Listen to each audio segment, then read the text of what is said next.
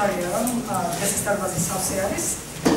დაწუნებული ვარ ეს ინტერესის განპირობებული თემა უმაღლესად მნიშვნელოვანი არის და საჭიროა ასევე შეგრძნებადი სტუმრებიც თავიანთ გვაქვს პატივი რომ წარმოვადგინოთ ორი მინისტრი ბატონი ირაკლი ალასანია დატოვის მინისტრი ბატონი პარტა ზაქარიაშვილი შედგენისა და სამოქალაქო თანასწორობის საკითხების სახელმწიფო მინისტრი და ქალბატონი ელენა ხოშტარია ასოციაცია რეფორმების ასოციაციის დამფუძნებელი ყველაზე მოგესალმებით ჩვენ დღევანდელი დისკუსიის თემა არის ნატოსთან ინტეგრაცია და ტერიტორიული კონფლიქტები. დიდი მადლობა მინდა გადაუხადო რიოლის ფონდის სამხრეთ კავკასიაში წარმომადგენლობას რომ პირველი სადისკუსიო თემა სწორედ ეს არის და სწორედ ეს ორი საკითხი გააყენა ერთად.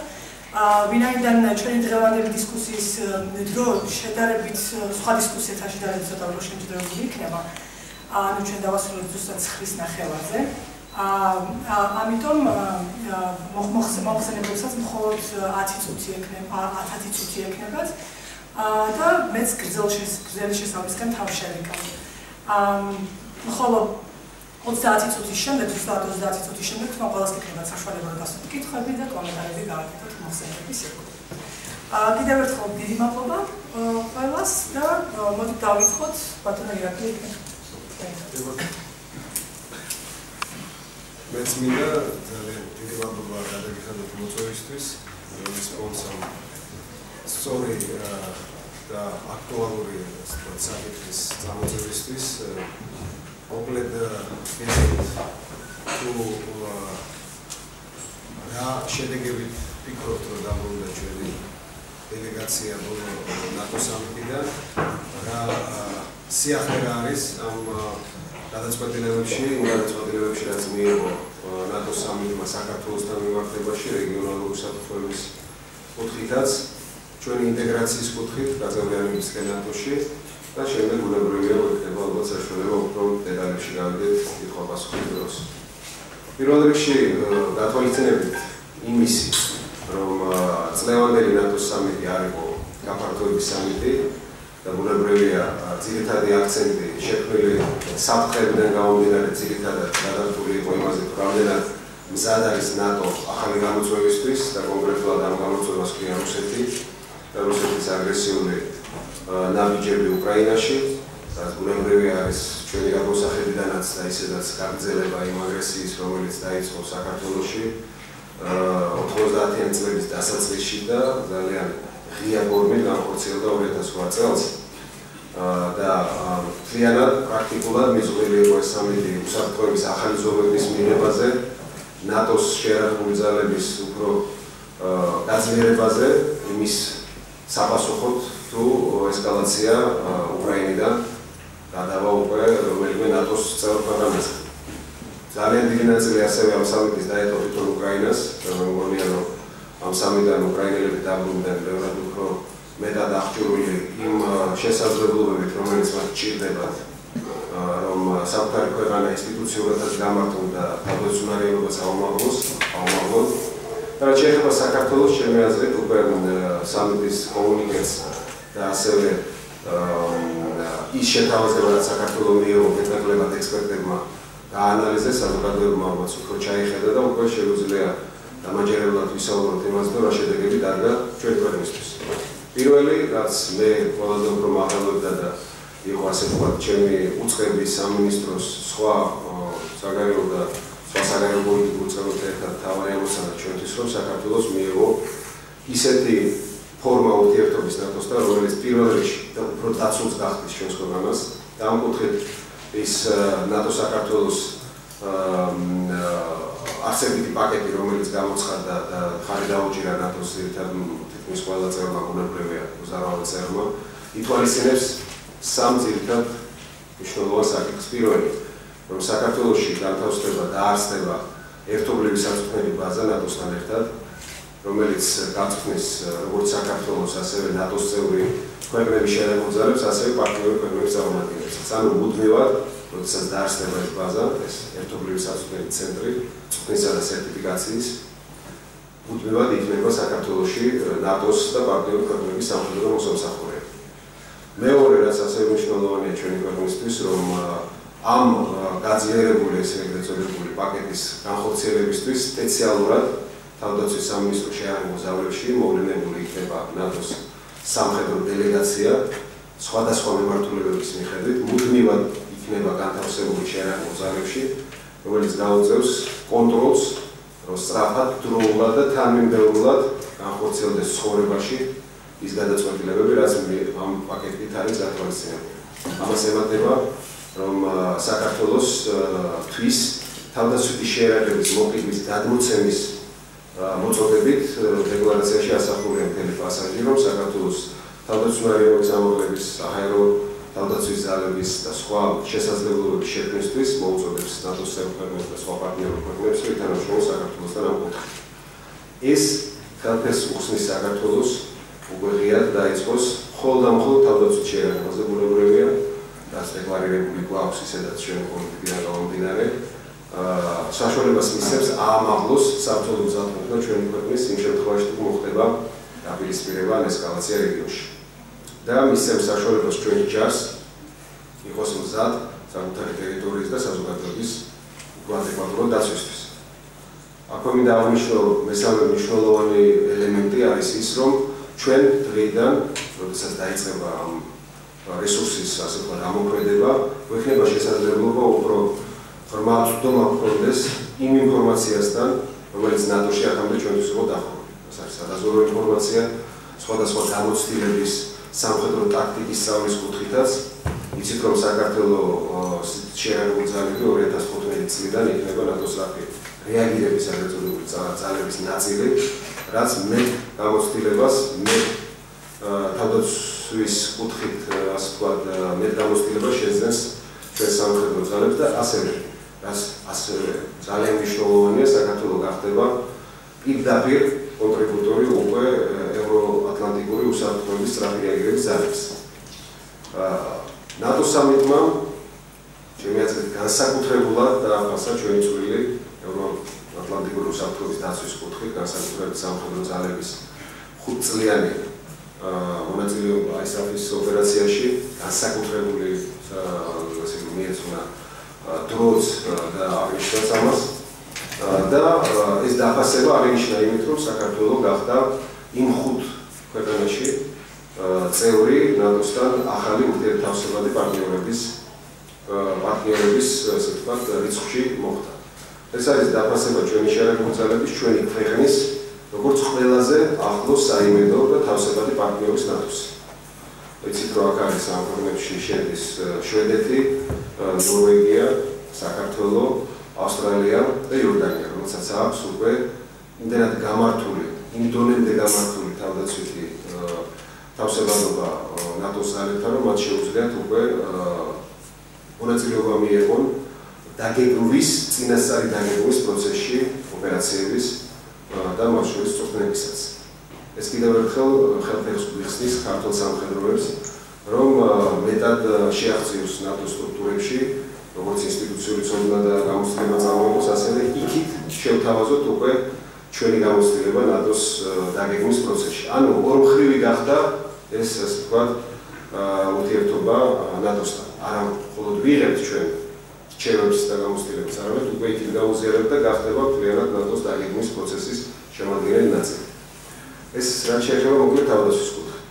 პოლიტიკური კუთხით, ჩემი აზრით, კომუნიკაციაში ძალიან კაფეო დაისახა რამდენიმე ჩვენთვის მნიშვნელოვანი ელემენტი. პირველი ის, რომ საქართველოს დემოკრატიული განვითარება იქნა რეალებული როგორც წინ გადადგმული ნაბიჯი, ის არჩევნები, რომელიც ჩვენმა საზოგადოებამ რამდენჯერმე უკვე ჩაატარა როგორც თავისუფალი, დემოკრატიული და ყველაზე მნიშვნელოვანი არის ის, რომ აღინიშნა, რომ ის ინსტრუმენტები, რომელიც საქართველოს დღეს აქვს ნატოსთან ურთიერთობაში, საკმარისი იქნება ნატოში გაწევრიანების გზაზე. გარკვეულწილად ბუნდოვანება გაჩნდა სპეციალურად, რომ მომხდარიყო დეპოლიტიზაცია, შეიძლება ითქვას, მეპის საკითხის. ანუ საქართველო თუ იქნება წარმატებული იმ გზაზე, რაც დღეს ამ პაკეტით და სხვა რესურსებით და საშუალებებით გამოჩნდა, არის შესაძლებელი, რომ პოლიტიკური გადაწყვეტილება ნატომ მიიღოს იმის გარეშეც, რომ საჭირო გახდეს მეპის მიცემა. რა თქმა უნდა, მეორე კუთხითაც შეიძლება ეს დაინახოს, იმანვესაც უნდა ეს დაინახოს, რომ მაინც შეიძლება მეპი გახდეს აუცილებლად. ამიტომ ჩემი აზრით ამ გადაწყვეტილებით მოხდა ზედმეტი ყურადღება, რომელიც მეფზე იყო გადატანილი, აი ამ კონკრეტულ ფრაზაზე თუ გაწევრიანების გზაზე ერთ-ერთ ინსტრუმენტზე აღარ არის აქცენტი გაკეთებული. და გარდა ამისა, ჩვენ ერთ-ერთ ამოცანად დასახული ჰქონდა ჩვენი ქვეყნის ტერიტორიული მთლიანობის გამტკიცების კუთხით აღნიშნული იყო კომუნიკეში მოწოდება დეოკუპაციის რუსეთის ფედერაციის მიმართ, ესეც მოხდა ნატოში კომუნიკეში შავი თეთრზე წერია, რომ რუსეთის ფედერაციამ უნდა გაიყვანოს ეს ახალი ელემენტია, რაც აქამდე არ იყო, უნდა გაიყვანოს რუსეთის შერეულ ძალები საქართველოს ტერიტორიიდან. ეს ბუნებრივია გვაძლევს იმ ასე ვთქვათ მოლოდინს, ეს ყველაფერი, რომ როდესაც შემდეგი სამიტი იქნება გაფართოების სამიტი საქართველოს უკვე მნიშვნელოვანი ნაბიჯს გადადგამს გაწევრიანების გზაზე და მე გამოვიწყე ისიც, რომ შესაძლებელია თუ ამ 2 წელიწადში, რომელიც სამიტამდე დარჩენილი ჩვენ პაკეტის ამოქმედების კუთხით წესვლა დავანახეთ, არ გამოვიწყავ იმასაც, რომ აბსოლუტურად მე პირადად რომ შესაძლებელი გახდეს მიწვევაც შემდეგი სამიტისთვის მივიღო. ეს დამოკიდებული იქნება დიდწილად ჩვენს ენერგიულ მუშაობაზეც და იმაზე თუ რამდენად მოვახერხებთ ამ ინსტრუმენტების, რომელიც ჩვენ მოგცეს, სწორად და ეფექტურად გამოყენებას. მთლიანობაში არანაირად შემიძლია გითხრათ, რომ არ წყდება გული არც ერთ ნაბიჯზე, არც ერთ ასე ვთქვათ ჩვენს საგარეო პოლიტიკურ აქტიურობაზე, იმიტომ რომ პრაქტიკულად მთლიანად ამითვისეთ ის სივრცე, რაც სასათვისებელი იყო ჩვენი მხრიდან, გასაგებული ნაბიჯების, არც ერთი ხელიდან გაშვებული შესაძლებლობა არ ყოფილა ჩვენი მხრიდან, რომ ეს შედეგი დამდგარიყო ნატოს სამიტზე, რომელიც კიდევ ერთხელ ხაზს გაუსვამ, არ იყო ასე ვთქვათ გაფართოების სამიტი. ამას რა თქმა უნდა მოყვა ძალიან მნიშვნელოვანი ვიზიტიც, სწორედ ამერიკის თავდაცვის მდივნის მხრიდან, სადაც კიდევ უფრო გაცხადდა, რომ ამ პაკეტის განხორციელებაში ამერიკის შეერთებული შტატები აიღებს ერთ-ერთ წამყვან როლს. დანარჩენზე კითხვა-პასუხის დროს ვისაუბრებ. დიდი მადლობა. დიდი მადლობა. მე მგონია, რომ ძალიან კარგი შეჯამება იყო უელსის სამიტის და ალბათ ქალბატონი ელენიც ისაუბრებს უელსის დეკლარაციის ასე ვთქვათ გარკვეულ წინააღმდეგობრივ პარაგრაფებზე, რომელზეც დიდი დისკუსია იყო ჩვენ საზოგადოებაში, მაგრამ მანამდე ბატონ ბატას დრო არის ახლა და მე ხარ გამახსენდა სოციალურ ქსელში იყო ესეთი ხუმრობა უკრაინასთან დაკავშირებით, რომ უკრაინამ რომ განაცხადი გააკეთოს ნატოში გაწევრიანებაზე, ეს იგივეა, რომ დაზღვევა მოითხოვ მაშინ, როცა შენი სახლი უკვე იწვის. რამდენად მე მგონია, რომ ეს კი არის ხუმრობა, რასაკვირველია, მაგრამ საკითხი სწორედ ასე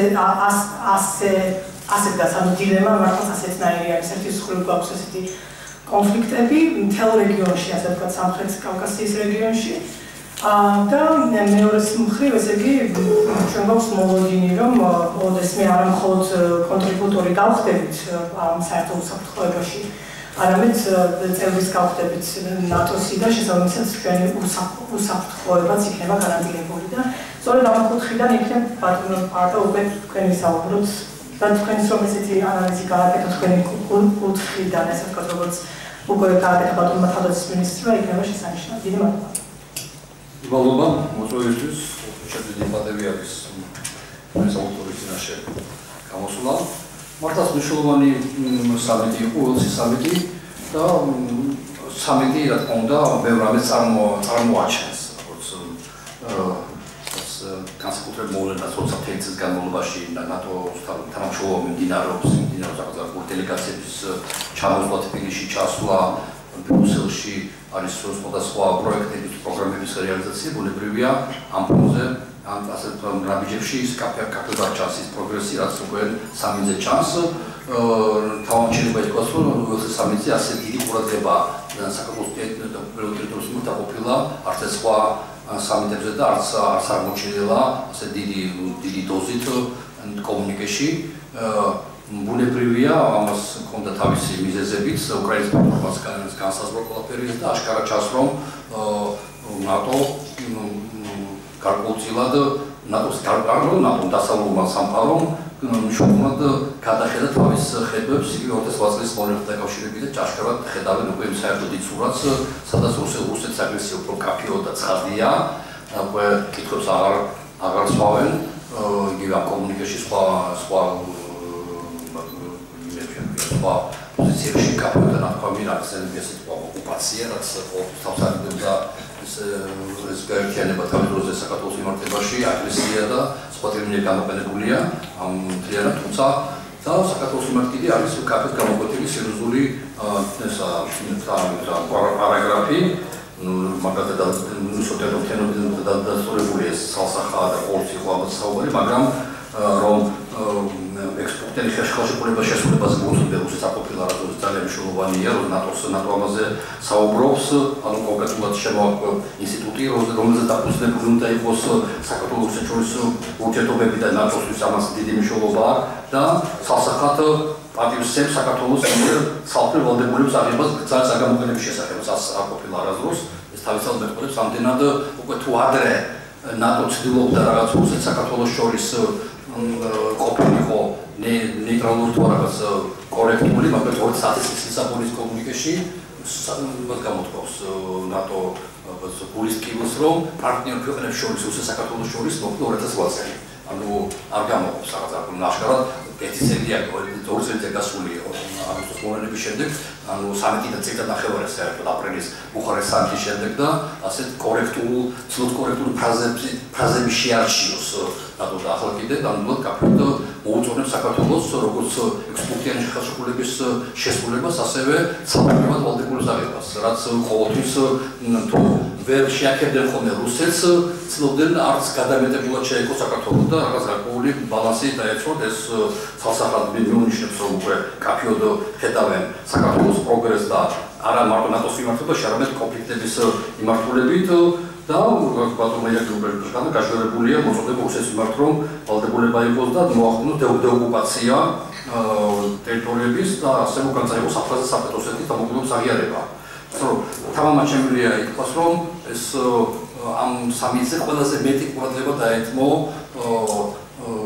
საქართველოს კონფლიქტებს, თუ როდესმე 2008 წლის შემდეგ ნატოში ამაზე ყოფილა საჯარო ესეთი ჯელობები. ანუ თუმცა შეიძლება ითქვას, რომ ეს მნიშვნელოვნად წარმატებული დოკუმენტია. მე საერთოდ არ ვარ მომხრე, ისეთ გადამეტებული რადიკალური განწყობების რადიკალურ უარყოფით და რადიკალურ დადებითი ჩვენ ვიყავთ, რომ რაღაც ეიფორიაში ჩავარდები და რაღაც გვაქვს იმედი, რომ წელიწადში რაღაც მოხდება, ყოველთვის ამის წინააღმდეგები ხარ, ისე როგორც ვიმაჩნია, რომ რაღაც ყურადღებას არ გამოჩენაც შეიძლება სულაც არ იყოს რაღაც უყურადღებობა თავისთავად და ამაში შევაფიქრეთ იჩადებული იყოს რაღაც გარკვეული კონცეფცია და კონცეფცია არის ის, რომ მინიმუმზე დაიყვანონ დღეს საქართველოს მიმართ რუსეთის მხრიდან რაღაც გარკვეული აგრესია, თუმცა კომუნიკაციაში კაფეს ცალსახად ჩანს საქართველოს მხარდაჭერა და ის მოლოდინები როც იყო, რომ ჩვენ მივიღებთ რაღაც მნიშვნელოვან მხარდაჭერას გარდა მაპისა, რაც ეს უკვე ძალიან გუდად იქცა მაპის ხსენება, ეს რა თქმა უნდა კაფეს გამოჩნდა ნამდვილად დაწუნებული ვარ და მე მიმაჩნია, როგორც უკვე მრავალი წელია ვუყურებ ნატო როგორ მუშაობს საქართველოსთან, ეს ნაბიჯი 2002 წელს მოყოლებული მოგეხსენებათ მაშინ რაც პრაღის სამიტზე იყო განაცხადი შეტანება ნატოში გაწევრიანებისა, არის ჩავარდნები, არის რა თქმა უნდა ესეთი მნიშვნელოვანი წლები, როგორც 2008 წლის აპრილი, როცა ის წესრიგში მოხდა საქართველოს გაწევრიანების უკრაინასთან ერთად გაწევრიანების კონტექსტი, სამწუხაროდ მაშინ ეს არ გამოვიდა და ეს წესრიგში ვეღარ დება საქართველო, ან ცალკე ან იგივე თავის მოკავშირე სახელმწიფოს უკრაინაში და სხვა სახელმწიფო ყოფილიყო და ამ ფონზე 2008 წლის აპრილის შემდეგ მე ვთქვი, რომ ეს არის სერიოზული მართლაც ნაბიჯი, რომ ცალსახად კაფეოდ აღიარებს, რომ ის აუცილებლად მაქსიმუმ ხარში იდგება და კიდე ერთი მომენტი არ ახდენს ციტირებას ბუხარის სამიტისას და არ ამბობს, რომ საქართველოს აუცილებლად გაწევრიანება ნატოში, თუმცა ამ სიტყვას თავისთავად ავტორიაში ყველა კარგად ციტო ყოველ სიტყვას გაგუდა პირველი მნიშვნელობა, მაგრამ ხელს შემოწყობს საქართველოს საბოლოო წევრობის უზრუნველყოფისათვის. ანუ ყველაფერს გააკეთებს ნატო, თუმცა ახლა ლაპარაკი ხია კარგის და გამომდინარე, რომ სახელმწიფო შეესაბამებოდეს ნატოში გაწევრიანებას ეს რჩება, მაგრამ თვითონაც ყველაფერს გააკეთებს და ხელი შეუწყოს, რათა საქართველოს გახდეს ნატოს წევრი. ეს მიმაჩნია, რომ სერიოზული მხარდაჭერაა.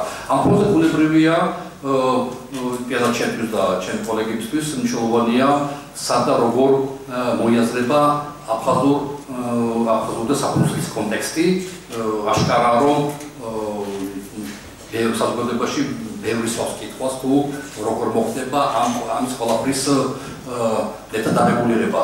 მე ამასაც უყურებ საკუთარ შვიდად და ცივი ნატო ერთ-ერთი დოქტორში არ მოხდება ჩანს რომ ეს არის მეტნაკლებად ხანგრძლივი პროცესი და სწორედ მთავარი ამოცანაა რომ საქართველოს შესაბამებოდეს მუდმივად ნატოში გაწევრიანების საკუთარ პროცესებს ჩემთვის საერთოდ ნატო ცნობილია და არის როგორც სამხედრო პოლიტიკური ალიანსი პირადად ჩემთვის ამ საკუთარ პოლიტიკური ალიანსი პოლიტიკური კონტექსტში მნიშვნელოვანია საქართველოს დემოკრატიზაცია და მე როცა ვიკითხები ან როცა ჩამოვსწრები რატო უნდა იყოს ნატოში იყოს გაწევრიანებული საქართველოს რომ შეიძლება საქართველოს იქნება ესე იგი დემოკრატიის იმ დონეზე რომ შეიძლება იყოს ნატოს წევრი სახელმწიფო ამაში უკვე მეორე ამოცანა ეს არის არა მარტო ქართულ საზოგადოება იქნება ამისათვის არამედ ქართულ საზოგადოება სახელმწიფო იქნება ძირითადად იქნება მზად ნატოში გაწევრიანებისაკენ რომ ეს საკითხი რეალური იქნება კარგად მომწიფებული რომ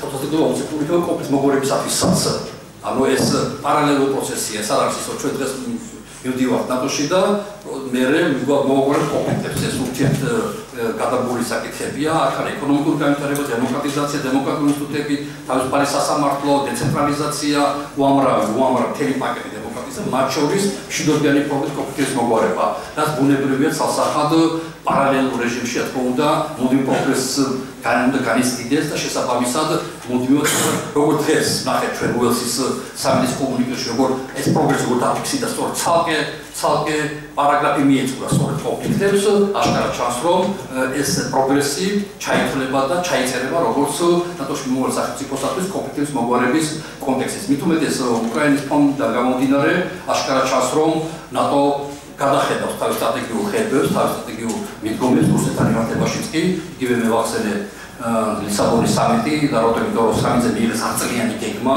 10 წლიანი სტრატეგიული ყოველ წელს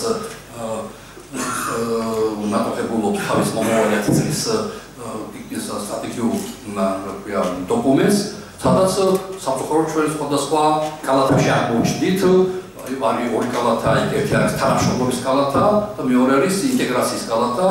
თანამშრომლობაში აღმოჩნდა ჩამონათვალიერებელი რუსეთი, უკრაინა, საქართველო და დანარჩენი კავკასიური სახელმწიფოები და მათთან თანამშრომლობენ, ეს 2010 წლის დოკუმენტია და ხოლო ინტეგრაციის კალათაში აღმოჩნდა აღმოსავლეთ ბალკანეთი და ბუნებრივია ამ ორი მიმართულებით სხვადასხვა სტრატეგიული მოძრაობების მიმდინარეობს.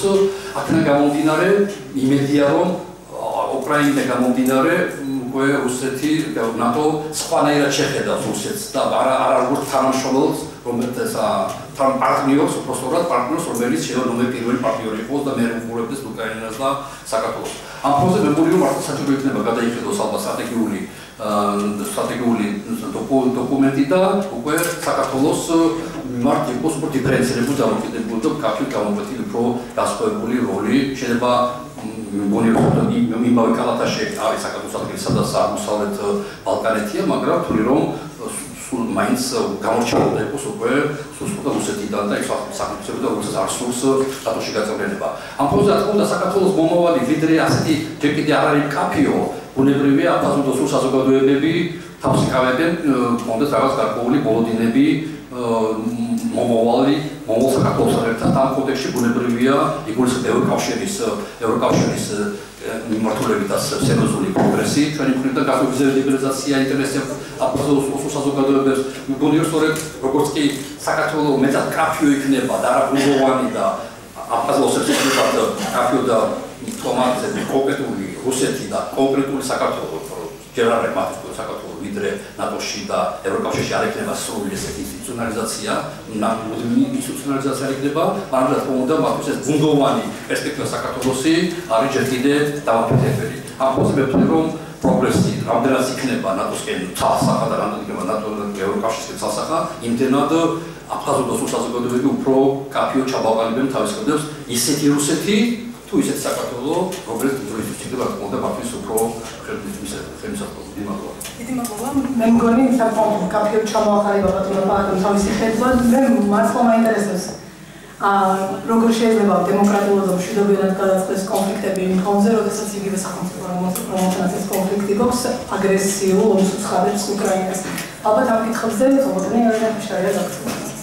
დიდი მადლობა პირველი წყაროდან ინფორმაციის მოსმენისთვის. მე ნამდვილად ვიზიარებ იმას, რომ სამიტი იყო ძალიან მნიშვნელოვანი, იყო მთლიანობაში წარმატებული ჩვენთვის და იყო ახალი და მნიშვნელოვანი ელემენტები, თუმცა იმისთვის, რომ შევაფასოთ რა მოგვიტანა კონკრეტულად, ალბათ რამდენიმე რაღაცაზე უნდა ჩამოყალიბოთ. პირველი რა იყო ჩვენი ამოცანები, რა კონკრეტული ამოცანები ქონდა ამ სამიტისთვის რეალისტური. მეორე უნდა ჩამოყალიბოთ რა კონტექსტში ხდებოდა ეს სამიტი, ეს არ არის რაღაც ჩვეულებრივი სიტუაცია, გარკვეულ კონტექსტში ხდებოდა ამ კონტექსტსაც მოკლედ ავწერ, რომელიც რაღაც შესაძლებლობებს ხსნის და რაღაც შესაძლებლობებს ართულებს. და მესამე ჩვენი დისკუსიის თემა რაც არის რა გავლენა აქვს კონკრეტულად რა გავლენა აქვს ზოგადად ნატოში ინტეგრაციის კონფლიქტის დარეგულირების საკითხთან ნეგატიური და პოზიტიური და კონკრეტულად ამ სამიტმა რა მოუტანა ამ თემას. პირველ რიგში რა არის ჩვენი ამოცანა? ჩვენი ამოცანა არის იმისათვის რომ გრძელვადიანად და საბოლოოდ მოვაგვაროთ ჩვენი უსაფრთხოების პრობლემა და ჩვენი უსაფრთხოების პრობლემა არის არა უბრალოდ აფხაზეთთან, ოსეთთან საერთო ენის მონახვა, ესეც არის, მაგრამ ეს ერთ-ერთი თემა და არა მთავარი. ჩვენი უსაფრთხოების პრობლემა არის არა ვთქვათ მათთან მოლაპარაკება, არა შიდა კონფლიქტის მშვიდობიანად არეგულირება, როგორც ძალიან დიდი ხანი ერქვა ხოლმე და ზოგჯერ ერთად არის ხდებოდა, არამედ ჩვენი პრობლემა არის რუსეთის მხრიდან ჩვენი სუვერენიტეტის და დამოუკიდებლობის არაღიარება, რომელსაც სხვადასხვა ფორმით ამას ახერხებს ვთქვათ მიაღწიოთ შიდა ჩარევით სხვადასხვა ტიპით, მაგრამ ყველაზე მძლავრად ამ ორი ტერიტორიის მეშვეობით. ანუ ჩვენი ოკუპაცია, მაგრამ ჩვენი პრობლემა არა მხოლოდ ამ ტერიტორიებზე მათი ოკუპაცია, არამედ რუსეთის ხელში ჩვენზე ბერკები. რომც თქვა ჩვენ გამონახოთ დღეს აფხაზეთთან საერთო ენა მათ აი რაღაც ჰიპოთეტურად წარმოვიდგინოთ რომ მოხდა იქ რაღაცი დააჯანყება ხელი კრეს აი რაღაცნაირად დარეგულირდა ეს საკითხი სანამ ჩვენ არ გვაქვს მეხუთე მუხლის გარანტია ან რაღაცა ტიპის საერთაშორისო გარანტია ანუ უფრო ძლიერის არსებობა რომელიც რუსეთს არ აძლევს საშუალებას რომ ჩვენი სუვერენიტეტს წეს პატივი ჩვენი უსაფრთხოების პრობლემა რჩება იგივე. ამიტომ ჩვენ ფუნდამენტური ჩვენი უსაფრთხოების პრობლემა არის რუსეთის ის პოლიტიკა, რომელიც მას გააჩნია სავარაუდოდ ის არ შეიცვლება ყოველ შემთხვევაში პოლიტიკური გათვლის რაღაცა შუა ძელვადიან ვერ ვიტყვით, მაგრამ 5-10 წელი მაინც და შესაბამისად მეხუთე მუხლიც არის სწორედ იმისთვის აუცილებელი, რომ საბოლოოდ მორჩეს არა მხოლოდ აფხაზეთი მოგვარდეს და ოსეთი, არამედ მორჩეს სპეკულირება, მანიპულირება ჩვენი სუვერენიტეტით. გარდა ამისა, მეორე ამოცანა რა, ანუ წევრობა ნატოში. მეორე ამოცანა რა ჩვენ გვაქვს ამ კონკრეტულ უსაფრთხოების სიტუაციაში, სანამ ფაქტია, რომ ნატო არ არის სტრატეგიულად ჩამოყალიბებული. არა მარტო იმაზე, რაღაც საქართველოს რამდენი რეფორმა განახორციელა, მზად არის თუ არ არის კრიტერიუმები, რა არის ამ გაწევრიანების. არამედ სტრატეგიულად არ არის მზად ჩამოყალიბდეს რუსეთთან როგორი ურთიერთობა უნდა აწყოს საბოლოო ჯამში. რამდენად დაუპირისპირდეს, რამდენად არ დაუპირისპირდეს, დაპირისპირებაში რამხელა რესურსი ჩადოს. შეიძლება ის იყოს სამხედრო დაპირისპირება. დღესდღეობით ნატო ამბობს რომ არა. რა ტიპის პრევენციული ღონისძიებები შეიძლება გაატაროს. მეტიც დღეს განსაკუთრებით ამ სამიტზე პრაქტიკულად პირველად განისაზღვრა რუსეთი როგორც ნატოს უსაფრთხოების პრობლემა, ევროატლანტიკური სივრცის უსაფრთხოების პრობლემა. ანუ ის რუსეთი, რომელიც ჩვენთვის ყოველთვის ასეთი იყო, რომელზეც პრინციპში ჩვენ დასავლეთს ვერ ვარწმუნებდით, რომ არა მხოლოდ ჩვენთვის, თქვენთვისაც ეს პრობლემაა, დღეს ფორმალურად ნატომ ამ სამიტზე დასვა ეს ამოცანა. ეს ნიშნავს ძალიან დიდ სტრატეგიულ ცვლილებას მთელი ევროატლანტიკური მანქანის. რაც არის როგორც სამხედრო ცვლილება, ასევე მთელი ასე ვთქვათ პოლიტიკური სხვა ინსტრუმენტების პირდაპირ გადაწყობა. თუ აქამდე იყო ილუზიები, რომ მერკელის და შტაინმაიერის ხაზი დავარქვათ, რომ ჩართულობა რუსეთთან და დიალოგი გზით შესაძლებელია მათი, არ ვიცი, დემოკრატიზაცია ეგონათ, ხან ილუზია ჰქონდათ, ხან რაღაცა ნორმალური ურთიერთობა